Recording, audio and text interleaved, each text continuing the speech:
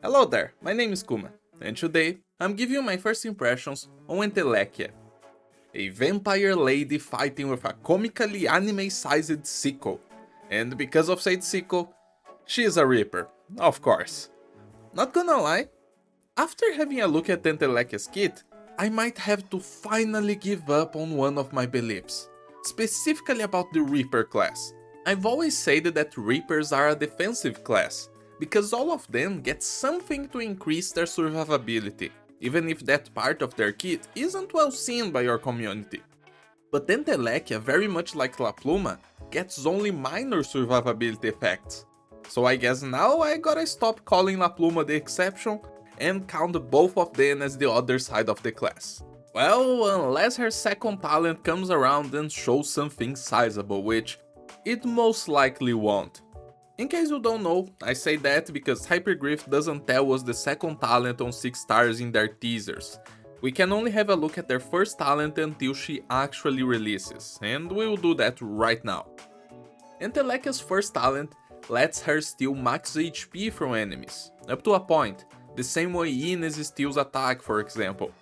This talent also doubles down as a poison effect. Her attack applies a DOT that deals arts damage every second. I can't say much about the stealing of max HP part, you're probably not going to notice the effect, unless she steals some big amount like 500 or more, at which point she might make herself survive some extra hit from an elite, or take one less hit to kill an enemy. But it all depends, 6-star numbers are so high compared to enemies that this might not make a difference at all, we'll have to wait to see the values. The poison on the other hand, that will be great regardless of the situation. Have a lot of defenders coming your way? Who cares? Poison will eat through them. You won't even need to activate her skill a lot of times. That's quite nice for placing her down in a corner and to forget about the enemies on her lane. I'm just not sure if her poison will be stackable, but considering how operators are released, most likely she will get stackable poison in one of her modules, which is not great, but it is what it is, it's how things work now. Now let's talk about her skills, starting with one that will help you forget about her existence while she clears a whole lane on her own even harder than you did before. S1 is a power strike, and just like La Pluma and Haimor, this power strike deals 2 hits, and is great for clearing stuff. Because on top of being a great skill by itself, Reapers get the 2 SP power strike. Except Humus doesn't get the SP decrease from Mastery because he's a 4-star and can't get nice things I guess. But in Entelechia's case, I can't see a world where she doesn't get the 2 SP cost on her S1. That would be surprising to say the least. And even if we live in the weirdest timeline where they leave her with a 3 SP cost power strike, that would still be really good. It's really hard to make a power strike feel bad, and I'm sure you all get why they are great. Takes buffs nicely, scales amazing with a SPD, yada yada, you heard that 1,000 times, next skill. Entelechia's skill 2 is a bit of a curveball. She stops attacking and places sickles around herself and one ally that deals damage twice every second. These deal physical damage, so they will also appreciate the arts damage from her poison to help with defenders and special enemies. We don't know the range in which Entelechia can choose an ally, and we don't even know if she can target ranged allies. In the teaser that you can see on screen, they are only showing that she can target allies behind her, so who knows, maybe this could be a full map range, which would be quite fun to use with a fast redeploy or any kind of heli drop. You would be increasing the DPS of your op deep into enemy territory while maintaining your DPS back in the lane. That honestly sounds fun to play around with.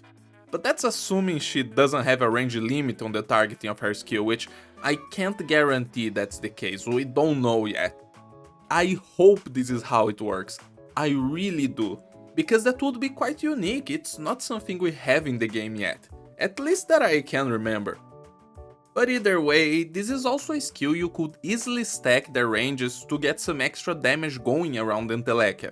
It would need just a little bit of positioning, which I am a fan of. I like this kind of small thinking that you have to go through.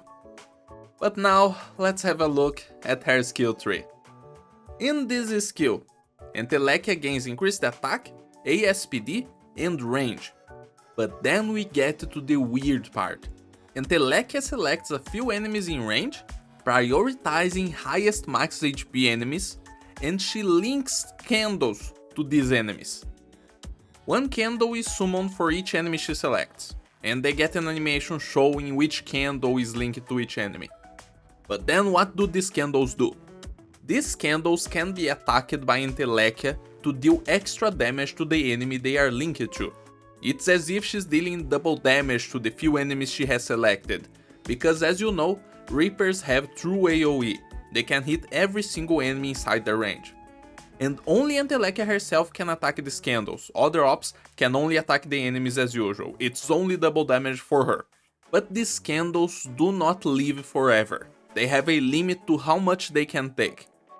They have an HP bar, and their HP is equal to a percentage of the current HP of the enemy selected when the skill is activated. There is a weird part though, and we're gonna go over this because this is about wording. This skill says Entelechia is guaranteed to deal a percentage of her attack as damage to the candles. The thing is, this skill doesn't say anything about the candles copying defense or rest from enemies, only HP. So it's a bit hard to understand what is going on here. If the candles only copy HP, it's as if you're taking a chunk of their HP out, same as if you had one of those relics in IS that lowers a percentage of the HP of all enemies. But if that's the case, then there would be no reason for Entelechia to deal increased minimum damage as Red and Acid Drop do, which is in the wording of this skill. If the candles do copy defense and rest, which sounds more likely because we have that line in the skill that says she deals a percentage of her attack as damage guaranteed, then the effectiveness of these candles will increase with HP of enemies, but lower with their defense and rest, up to a point, at which the candles will be the only source of damage from Entelechia. And I said res as well because of course her talent will proc on the candles. So really, where Entelechia sounds like she will do best with this skill is against those massively chunky bosses who don't have a lot of defense, think Quintus or the Witch King. Such big HP pulls will be cut by a percentage just from the extra damage they will take from the candle, and a lot of it won't be mitigated because they already don't have great defenses to begin with.